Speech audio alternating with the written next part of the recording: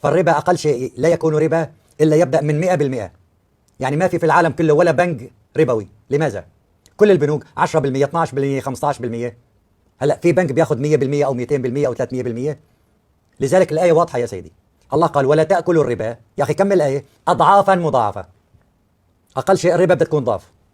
يعني 100 جنيه 100 دولار بدي أخذها 200. هذا صار حرام.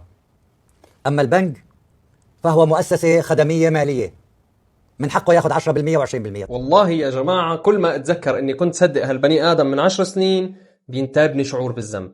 إيه والله جد، كنت أسمع له حلقات كانت تتعرض على قنوات فضائية، بس من خلال متابعتي لحلقاته استغربت كتير. أنا متعود مثلا لما أسمع دروس للشيخ ابن عثيمين فبسمع استدلالات، سواء كان بآيات، أحاديث، كلام عن السلف الصالح أو التابعين. أما علي كيالي ما كنت أسمعه بيجيب إلا آيات فقط ويفسرها تفاسير بتبهرك، وللوهلة الأولى بتصدقها وبتقول بس هذا هو اللي فاهمها صح. بس بعدين بلشت اكتشف انه في آيات من القرآن نفسه بتناقض تفسيره.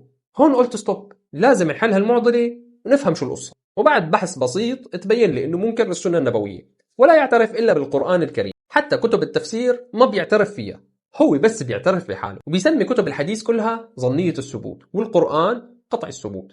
طبعا بيقولها بإطار نسف الأحاديث اللي ما بتخدم تفسير الآيات على مزاجه. واليوم وأنا بقلب على الإنستغرام ظهر لي الفيديو اللي شفتوه.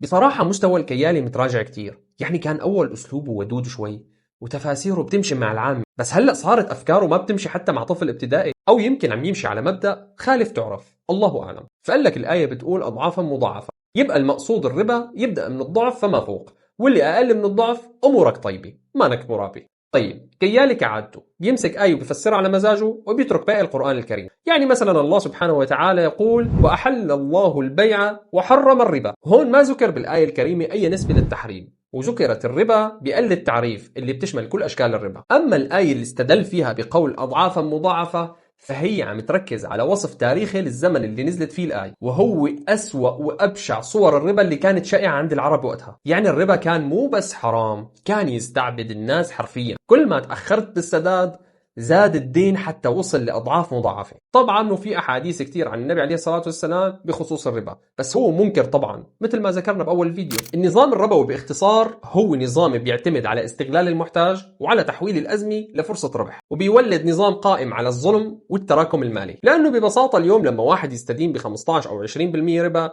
راح يلاقي أنه مع التأخير بتزيد الفوائد، وبيدخل بسلسلة ديون ما بتنتهي، وفي ناس حرفيا اتدمرت حياتها من هالقروض. ولا ننسى انه اللي اخذ القرض الربوي حتى يفتح فيه مشروع راح يحمل تلقائيا نسبة الفائدة اللي راح يدفعها على المنتج او الخدمات اللي بيقدمها، وبالتالي هالشيء ساهم بشكل او باخر برفع المنتجات على المستهلك، وبالتالي زود المعاناة على فئة كبيرة من الناس. الخطير بالفيديو مو بس التفسير اللي بيطلع لنا فيه كيالي، الخطير انه في ناس بتسمع لهالكلام وبتقتنع فيه وبتضل غيرها مثل ما هي ضلت، وبيصيروا يشككوا بنصوص صريحة ويمرروا الربا والباطل باسم التجديد والفهم المعاصر. وبالنهاية إذا في شيء اليوم بيمشي بالمنطق والعقل والحساب ففي شيء تاني ما بيمشي إلا بإرادة الله وحده، بقوله تعالى يمحق الله الربا ويربي الصدقات. والسلام عليكم.